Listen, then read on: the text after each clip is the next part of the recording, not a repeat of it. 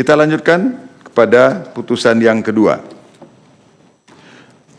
Majelis Kehormatan Mahkamah Konstitusi, putusan nomor 04-MKMK-L-03-2024 demi kehormatan, keluhuran martabat, serta perilaku Hakim Konstitusi berdasarkan ketuhanan Yang Maha Esa, Majelis Kehormatan Mahkamah Konstitusi atau Majelis Kehormatan yang dibentuk berdasarkan keputusan Ketua Mahkamah Konstitusi nomor 1 tahun 2024 tentang pembentukan dan keanggotaan Majelis Kehormatan Mahkamah Konstitusi bertanggal 2 Januari 2024 telah memeriksa, mengadili dan memutus laporan dugaan pelanggaran kode etik dan perilaku Hakim Konstitusi dengan uraian sebagai berikut. 1. Identitas pelapor. 1. Perorangan yang tergabung dalam Sahabat Konstitusi, Amicus Constituere. Nama: Andi Rahadian. Pekerjaan: pemrakarsa dan mitra pendiri, co-founder. Alamat: Jalan Guntur 15, Setiabudi, Jakarta Selatan. Selanjutnya disebut pelapor. 2. Identitas terlapor. Nama: Saldi Isra. Tempat tanggal lahir: Solok, 20 Agustus 1968. Jabatan: Wakil Ketua Mahkamah Konstitusi. Alamat: Gedung Mahkamah Konstitusi, Jalan Medan Merdeka Barat nomor 6, Jakarta Pusat 10110. Selanjutnya disebut hakim terlapor. Majelis Kehormatan telah membaca laporan pelapor, mendengar keterangan pelapor, memeriksa bukti-bukti pelapor dan hakim terlapor, mendengarkan keterangan atau pembelaan hakim terlapor, duduk perkara, dan seterusnya. Dianggap dibacakan.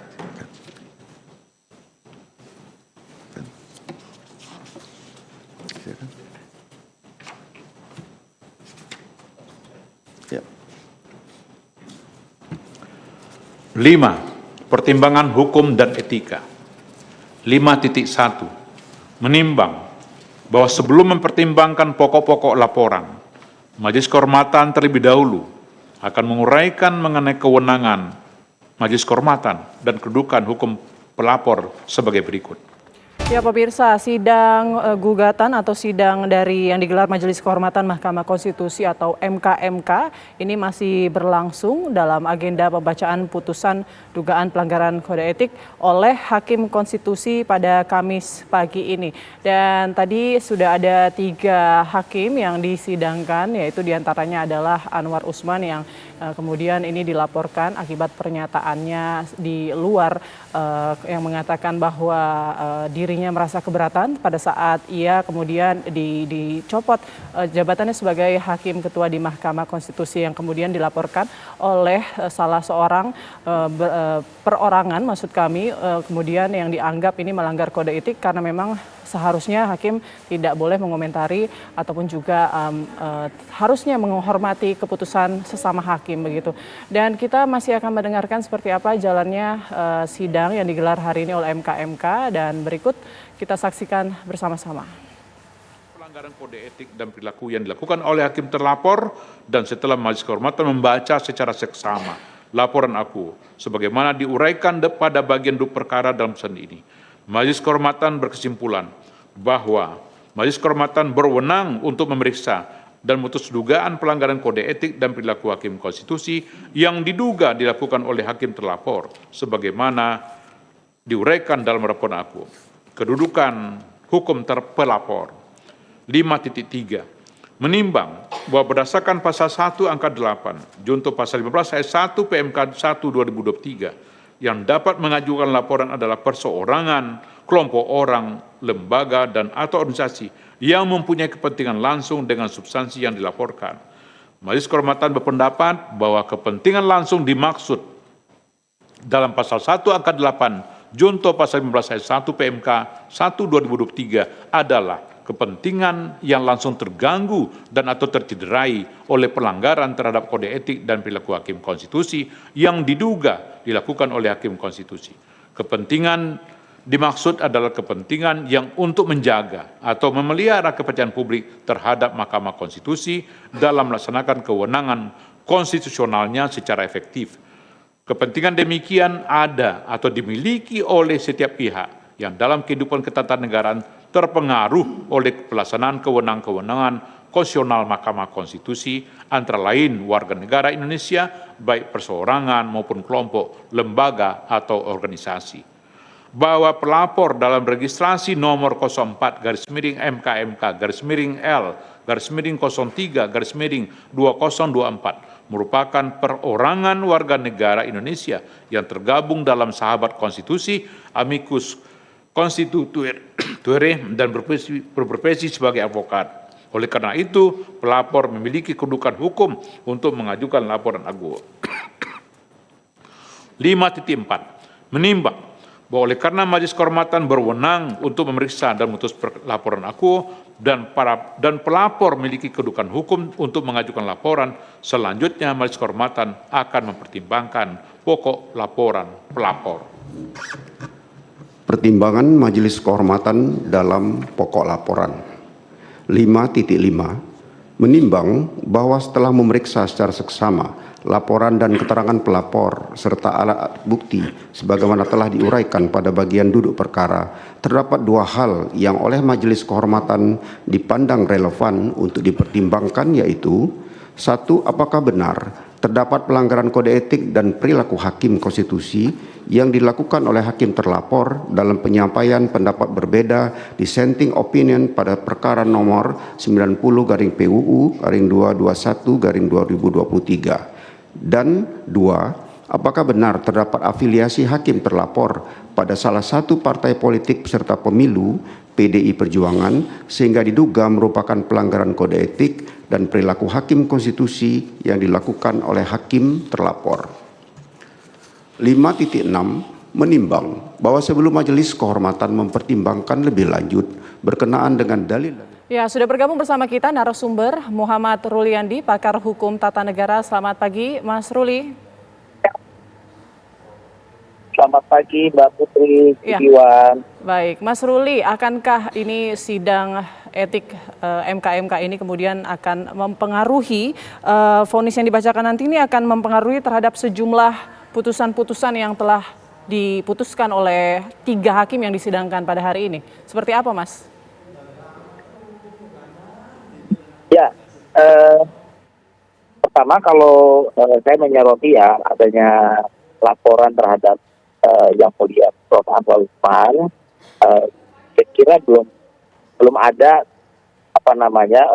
satu pemenuhan ya terhadap pelarangan-larangan dalam hakim konstitusi yang dalam peraturan MK tersebut ya, yang berkategori bahwa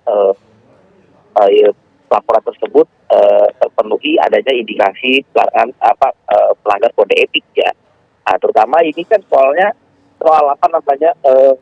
pernyataan beliau kan gitu ya, menanggapi putusan pada saat itu putusan MKMK yang menjatuhkan pelanggaran etik berat. Nah, itu kan dalam satu pernyataan merespon atas pertanyaan dari rekan-rekan media pada saat di MK pada saat itu ya. Jadi sebetulnya tidak dalam kapasitas membicarakan suatu perkara atas putusan yang dibuat oleh si hakim tersebut. Nah, jadi harus kita bedakan mana yang masuk dalam kategori larangan hakim untuk melakukan mengeluarkan pendapat ya terhadap putusan yang sedang ditanganinya. Nah, itu yang masuk dalam kategori sebetulnya larangan-larangan hakim konstitusi. Itu ada dalam ketentuan pasal 10 huruf G ya, khususnya huruf F ya, angka 3. Nah, jadi saya menilai sebetulnya laporan tersebut ya, harus dikesampingkan di oleh MKMK karena substansi terhadap pelanggaran etik yang terkait dengan Pak Anwar Usman itu kan sudah ada di dalam putusan MKMK pada saat itu kan gitu. Tapi ini salah satu laporannya kan setelah sidang MKMK yang kemarin, ini yang dilaporkan oleh perseorangan ini kan terkait pernyataan mantan Ketua MK Anwar Usman dalam konferensi pers pada November 2023. Dan di mana saat itu Anwar menyampaikan tanggapannya soal pencopotan dirinya ini diduga ada upaya politisasi dan menjadikan dirinya sebagai objek dalam berbagai putusan MK. Nah, apakah ini tidak melanggar Ini kan masih diduga ya. Bagaimana menurut Anda Ya, soal pernyataan di luar itu? persidangan. Ya. Jadi gini, ya di dalam peraturan MK nomor 1 tahun 2023 itu kan ada pasal 10 ya tentang jenis-jenis pelanggaran. Nah, jenis-jenis pelanggaran itu kalau dibaca di dalam huruf F melanggar larangan sebagai hakim konstitusi. Nah, kalau kita lihat sebetulnya yang paling tepat di angka 3 misalnya, apakah mengeluarkan pendapat atau pernyataan di luar persidangan atas suatu perkara yang sedang ditanganinya mendahului putusan. Jadi mengeluarkan pendapat atau pernyataan di luar persidangan itu adalah persidangan yang dimaksudkan persidangan yang sedang ditangani. Nah, sedangkan yang putusan MK itu tidak sedang ditanganinya oleh Pak Anwar Usman. Jadi dia di luar dari perannya sebagai hakim konstitusi. Kenapa? Karena di dalam pasal 10 ya huruf F itu adalah larangan sebagai hakim. Jadi dalam kedudukan sebagai hakim ketika dia mengadili suatu kewenangan MK ya, uji undang-undang, kemudian misalnya PHPU hari ini. Nah, ketika sedang menangani perkara tersebut, nah itu ada konsekuensi yang harus taati oleh yang mulia hakim konstitusi ya.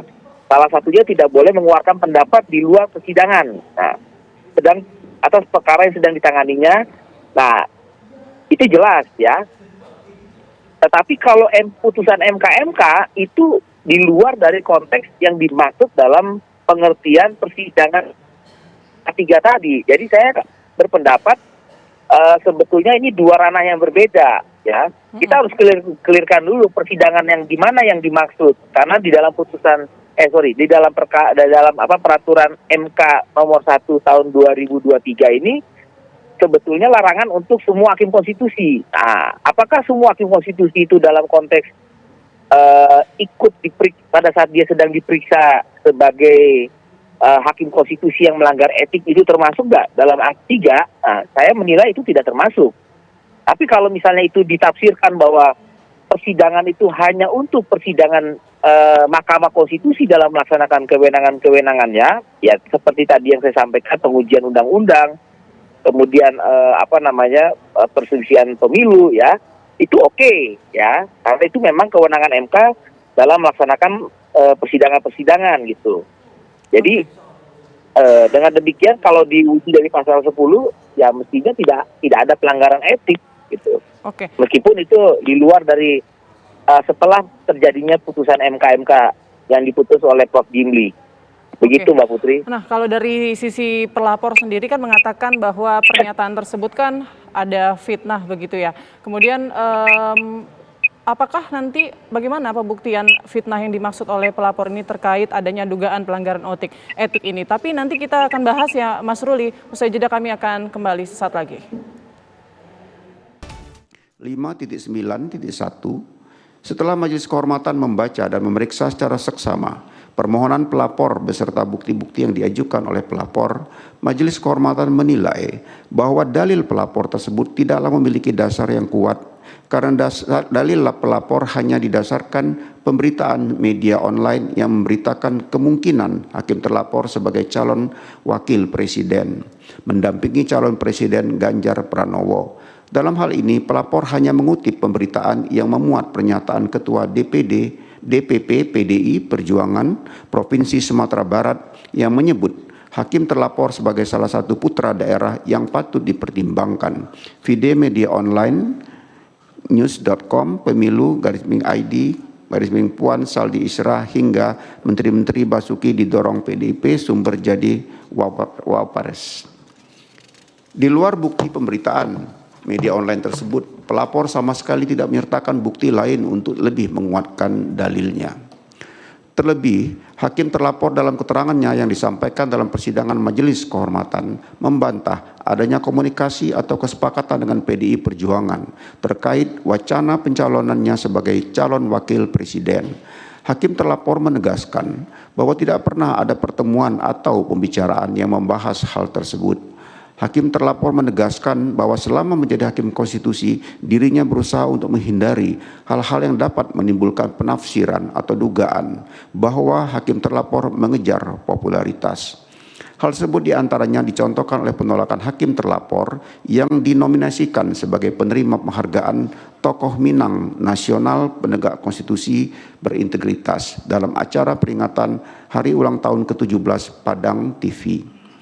5.9.2 bahwa dengan demikian dalil-dalil yang diajukan oleh pelapor tidak cukup kuat untuk membuktikan afiliasi hakim terlapor dengan PDI Perjuangan terkait isu pencalonan hakim terlapor sebagai wakil presiden. Selain itu, keterangan dari hakim terlapor yang membantah dalil pelapor tersebut menjadi pertimbangan penting dalam menilai kebenaran dalil pelapor akuo, sehingga Majelis Kehormatan tidak menemukan cukup bukti untuk menyatakan adanya pelanggaran kode etik dan perilaku hakim konstitusi sebagaimana yang didalilkan oleh pelapor. 5.10 menimbang bahwa berdasarkan keseluruhan pertimbangan hukum dan etika di atas, telah ternyata tidak terdapat pelanggaran kode etik dan perilaku hakim konstitusi atau sabta karsa utama yang dilakukan oleh hakim terlapor sebagaimana dilalilkan oleh pelapor. Dengan demikian, hakim terlapor tidak terbukti melanggar sabta karsa utama. 5.11 menimbang terhadap hal-hal lain dan selebihnya, terutama dalil-dalil yang secara implisit meminta Majelis Kehormatan mengoreksi putusan-putusan Majelis Kehormatan sebelumnya, sehingga Majelis Kehormatan saat ini seakan-akan diminta untuk menjadi Majelis Kehormatan Mahkamah Konstitusi banding. Terhadap putusan Majelis Kehormatan tersebut tidak dipertimbangkan. Lebih lanjut, karena selain tidak ada relevansinya, Majelis Kehormatan saat ini tidak memiliki kewenangan demikian.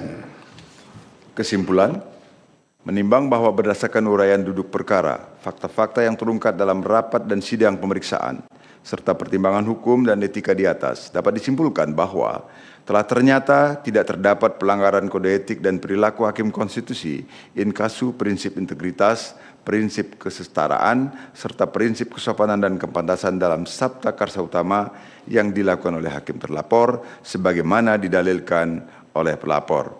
Amar putusan, mengingat Undang-Undang Nomor 24 Tahun 2003 tentang Mahkamah Konstitusi yang telah diubah terakhir dengan Undang-Undang Nomor 7 Tahun 2020 tentang perubahan ketiga atas Undang-Undang Nomor 24 Tahun 2003 tentang Mahkamah Konstitusi dan Peraturan Mahkamah Konstitusi Nomor 1 Tahun 2023 tentang Majelis Kehormatan Mahkamah Konstitusi menyatakan 1. Hakim terlapor tidak terbukti melakukan pelanggaran terhadap kode etik dan perilaku hakim konstitusi sepanjang terkait dengan penyampaian pendapat berbeda, dissenting opinion. Ya, kita masih bergabung bersama dengan Muhammad Ruliandi, pakar hukum tata negara. Mas Ruli masih bisa mendengar suara saya ya?